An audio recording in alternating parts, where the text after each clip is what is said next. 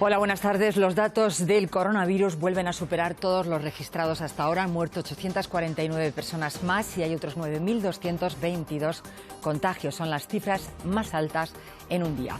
Los responsables de sanidad creen que aún así, a pesar de esos datos, se mantiene el cambio de tendencia porque pueden ser casos que no se han notificado en el fin de semana. De los 50.000 enfermos hospitalizados, hay más de 5.600 en unidades de cuidados intensivos. Cataluña ha superado a Madrid en el número de pacientes que han necesitado ingresar en la UCI. Hoy ha intervenido en la rueda de prensa desde su casa Fernando Simón, que está con coronavirus. Dice que de momento no se plantean nuevas medidas sanitarias. Que no podemos es pretender tomar medidas nuevas sin poder valorar ni siquiera mínimamente el impacto de las que vamos implementando.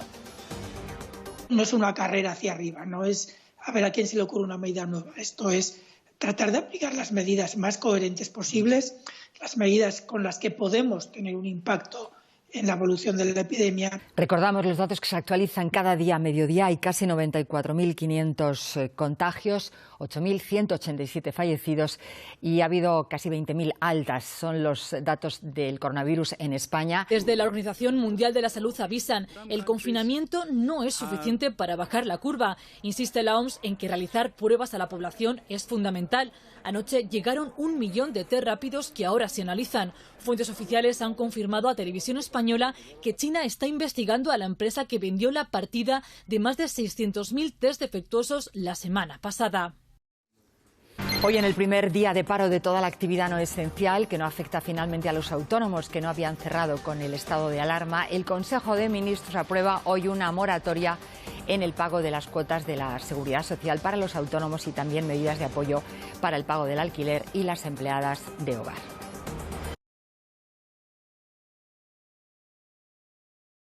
Sí, a falta de conocer, como decíamos, las explicaciones en la rueda de prensa, según ha podido saber Televisión Española, ayudas aprobadas también para los alquileres. Los inquilinos podrán adquirir créditos sin intereses para devolver entre 3, 6 o incluso hasta 10 años. Suspensión de desahucios hasta 6 meses después de la finalización del estado de alarma. Prórroga de contratos que se vayan a finalizar ahora y diferenciaría este decreto entre inquilinos de pequeños propietarios y de grandes propietarios, los que tienen más de 8 viviendas alquiladas. En este caso, piden desde el Ejecutivo arrimar el hombro, tendrán que facilitar el aplazamiento del pago o perdonar parte de la renta de los inquilinos. Como decías, ayudas también a las empleadas del hogar con un subsidio extraordinario y subsidio también para los trabajadores temporales que se queden sin prestación. Desde hoy, las empleadas de hogar que no cuiden a dependientes o niños forman parte de los trabajadores no esenciales que deben parar su actividad. Para ellas y para todas las que han visto mermadas sus horas de trabajo, total o parcialmente por el coronavirus, el Gobierno plantea un subsidio temporal. También aprueba una prestación extraordinaria por desempleo para acoger situaciones como la de los trabajadores temporales cuyo contrato terminó tras la declaración del estado de alarma. Será una ayuda excepcional, aunque no cuenten con la cotización necesaria para acceder a otra prestación. Para proteger a los consumidores más vulnerables, se aprueba una moratoria de pago de créditos al consumo durante 3 meses ampliables. En caso de viajes combinados cancelados, se abre la posibilidad de adquirir un bono para ser utilizado por 1 año por el consumidor. El Gobierno también amplía la moratoria de hipotecas para locales comerciales y oficinas de autónomos en situación vulnerable. No podrá cortarse ningún suministro, ni energético ni de agua, en la vivienda habitual mientras esté vigente el estado de alarma. El Gobierno también amplía el bono social para las personas que han entrado en vulnerabilidad. El plan de ayudas de alquiler suspende los desahucios por impago durante 6 meses a contar desde que finalice el estado de alarma. Aprueba microcréditos sin intereses avalados por el Gobierno para los inquilinos de pequeños propietarios. Para los inquilinos de propietarios con 8 casas o más, se aprueban moratorias de 4 meses en el pago de la renta y ayudas directas del Estado en algunos casos para después de la crisis. También se prorrogan 6 meses los contratos de alquiler que venzan mientras dure este estado de alarma, lo que significa que tampoco se podrá subir el precio de los alquileres durante este periodo.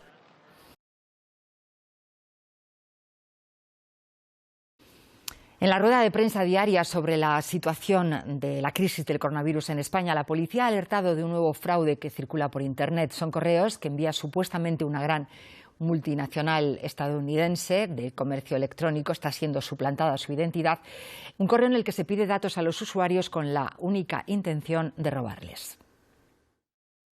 Indica que su cuenta personal ha sido bloqueada por motivos de seguridad al haber detectado accesos ilegítimos, debiendo el usuario introducir sus datos de acceso para poder recuperarla. Los delincuentes tendrán en su poder nuestras credenciales de acceso y además podrán hacer uso de la tarjeta bancaria vinculada a nuestra cuenta. Y la Sociedad Española de Farmacia Hospitalaria denuncia que están recibiendo mensajes a través de WhatsApps o correos electrónicos de empresas de origen dudoso, dicen, y hasta ahora desconocidas. Ofrecen material de protección como guantes, hidrogeles o mascarillas adquiridos, sospechan, en el mercado negro. Son mensajes que han recibido 5 hospitales de toda España. Algunos de ellos, hoy mismo, empresas de origen dudoso y desconocidas, ofrecen material de protección contra el coronavirus, guantes, mascarillas, batas, hidrogeles. Desde la Sociedad Española de Farmacia Hospitalaria sospechan que este material proviene del mercado negro y denuncian el peligro.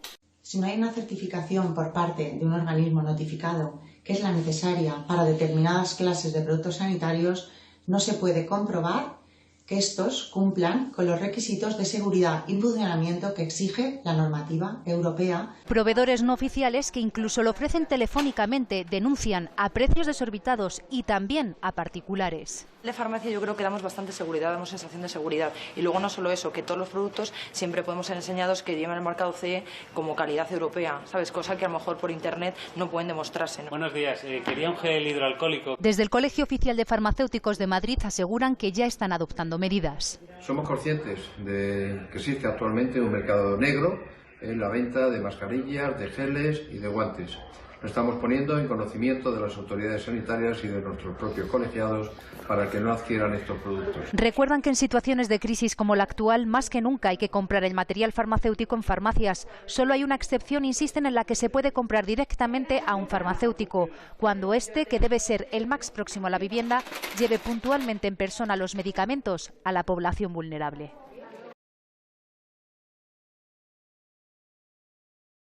El número de contagiados por coronavirus en el mundo supera ya los 780.000, con más de 37.000 fallecidos. En Europa, los peores datos se siguen registrando en Italia, donde se espera que prolonguen las medidas de confinamiento, Lorenzo Milá, hasta finales de abril. Eso es. Aquí se da por hecho que el confinamiento se alargará más allá de este próximo viernes, que es cuando en principio terminaba. El gobierno no ha dicho nada oficialmente todavía, pero apunta a que se alargue por lo menos hasta el 14 de abril, después de la Semana Santa. Algunos medios de comunicación aquí en Italia van incluso más allá y dicen que la intención del gobierno es estirar el cierre hasta el 1 de mayo y luego ir abriendo poco a poco, gradualmente recuperando una cierta normalidad durante todo el mes de mayo. Pero como digo, de momento ningún anuncio oficial aquí en Italia. Hoy en todo el país se ha guardado un minuto de silencio en recuerdo de los fallecidos, mientras los expertos advierten que por nada del mundo se baje la guardia, especialmente en este momento en el que están empezando a llegar cifras positivas como los nuevos contagios de ayer, la cifra más baja en 3 semanas. Francisco ha pedido a la sociedad y a la propia Iglesia ayudar más a las personas sin techo que no tienen un lugar en el que refugiarse en este tiempo en el que se nos pide a todos quedarnos en casa para protegernos y proteger a los demás. Por su parte, Francisco ha ordenado la apertura de los comedores de Cáritas aquí en la ciudad de Roma, en toda la diócesis de Roma, y mantiene abiertos 5 centros de acogida. Hace pocos días el Papa también pidió más protección en las cárceles, lugares habitualmente masificados, donde el virus, el coronavirus en este caso, podría tener un impacto muy importante. Aquí en el Vaticano, deciros finalmente, ha habido 6 personas positivas por el coronavirus, pero el Papa de momento ha dado negativo en las dos pruebas que le han hecho. Francia ha superado la frontera de los 3.000 fallecidos y la curva de afectados, de contagiados, empieza a dispararse. Desde algunos hospitales, los médicos, el personal sanitario, lanza una llamada de alerta. Están saturados, dicen. Hemos hablado con el responsable de urgencias de uno de los centros más afectados. Colmar es la localidad con más horas de sol de Francia, elegida como el mejor destino turístico del país para el 2020. Ahora, esta ciudad de unos 70.000 habitantes aparece continuamente en los titulares, pero por ser una de las más castigadas por el virus. Los hospitales están saturados y los enfermos más graves han tenido que ser evacuados en trenes y helicópteros a otros hospitales del país o a centros de Alemania, Suiza y Luxemburgo. Un débordement des structures d'urgence le 9 mars. Ha habido un desbordamiento de los servicios de urgencia y de reanimación y desde entonces estamos transfiriendo a los enfermos, nos dice el jefe de urgencias del Hospital Civil de Colmar. Y añade que les llegan 40 o 50 enfermos cada día y que es un volumen impresionante, mucho más de lo que podemos atender. Francia comienza la etapa más difícil, con más de 3.000 fallecidos y temiendo que el pico de la enfermedad llegue la próxima semana. El objetivo es, sobre todo, producir máscaras y respiradores. El Gobierno ha anunciado 4.000 millones de euros para intentar autoabastecerse y no depender de otros países. Macron quiere mostrar que la industria francesa se ha movilizado para proveer de suficientes máscaras a la población y ha visitado hoy una de esas fábricas.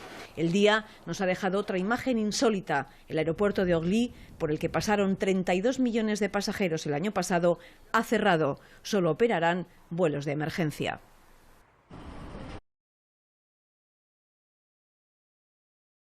Tiendas, bares y restaurantes abiertos en Suecia siempre que el cliente esté sentado.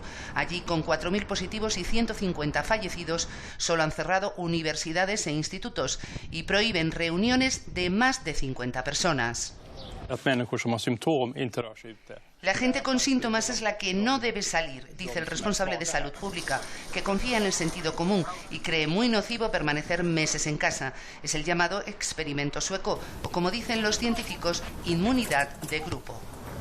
Entonces, la única solución para parar la epidemia, ya que no puedes inmunizar individuo a individuo, es tratar de inmunizarla a nivel colectivo. Es decir, si se infecta prácticamente todo el mundo que se puede infectar, pero que tiene síntomas leves, pues al final detienes la epidemia sin haber afectado a la gente que tiene síntomas graves. No tiene base científica, critican algunos expertos en Suecia. 2.000 han firmado una carta al gobierno en la que piden medidas más restrictivas. Yo creo que la decisión de Boris Johnson de echarse atrás tiene que ver con esto. En un momento dado, él pensó que esto era una buena idea, pero luego tuvo que echar los números y dijo, si me equivoco, tengo que mirar a la cara a mi país y decir que decenas de miles de personas han muerto por esta decisión. El gobierno sueco reconoce el impacto económico de un confinamiento, aunque dice moverse por razones sanitarias, y ha pedido que en las vacaciones de Pascua solo viaje quien deba hacerlo.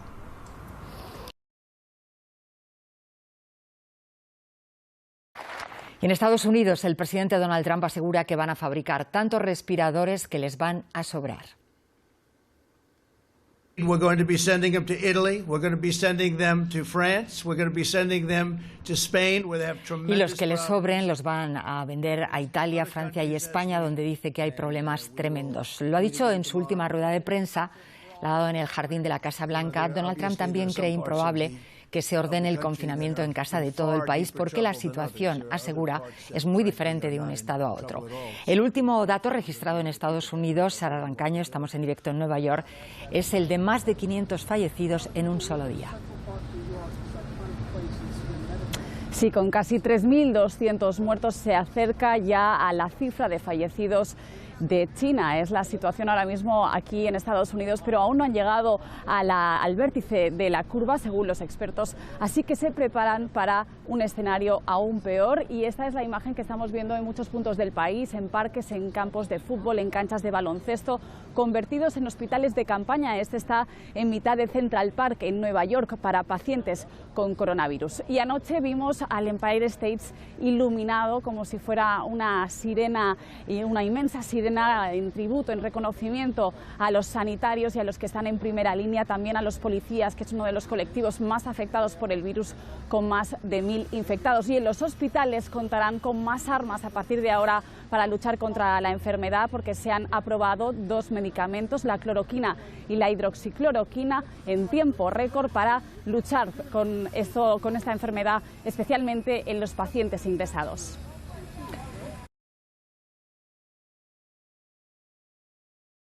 Gracias. Ahora este recorrido por el mundo nos lleva también a Israel, donde preocupa la propagación del coronavirus entre los judíos ultraortodoxos. Ellos son el 35% de los 4.800 contagiados en ese país, por lo que la policía ha intensificado los controles en sus barrios para que cumplan las estrictas normas de aislamiento. Así, con gritos y llamándoles nazis. Es como reciben a los policías en barrios ultraortodoxos de Jerusalén. Aquí se han tenido que endurecer los controles porque muchos incumplen las normas de confinamiento. Más de uno ha sido detenido. Otros multados por alejarse más allá de 100 metros de sus casas, el máximo permitido. Las multas pueden llegar a los 1.200 euros por reunirse en grupo. Hasta hace unos días las sinagogas seguían abiertas pese a la prohibición. Conseguir que nos hablen no es fácil. Yegeskel accede para decir que la presencia policial lo empeora todo. En barrios como este de Mean Sharif, la religión es lo primero, de ahí que la presencia policial sea necesaria. Aquí las familias son muy numerosas, están hacinados y muchos no tienen acceso a información veraz, no tienen televisores en sus casas ni tampoco acceso a Internet. Es el caldo de cultivo perfecto para la propagación del coronavirus. Es muy duro vivir todos juntos en espacios pequeños, nos explica Java, pero cree que la inmensa mayoría está respetando la ley. El problema, sin embargo, es tan grave que el propio ministro de Sanidad, ultraortodoxo también, ha sugerido el cierre total de ciudades como esta, Bnei Brak, cerca de Tel Aviv. Aquí, 1 de cada 3 habitantes ultraortodoxos a los que le han hecho la prueba ha dado positivo en coronavirus.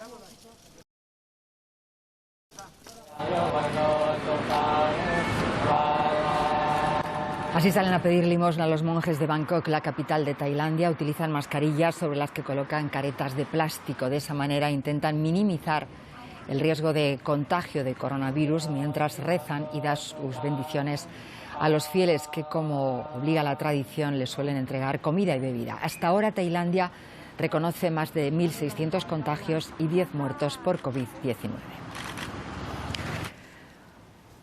Cada día incluimos en nuestro informativo mensajes que pueden animar a todos los que están pasando por una durísima situación. Hoy nos llega el de ánimo de un anciano de 99 años que se recupera del coronavirus en Villarrobledo, en Albacete.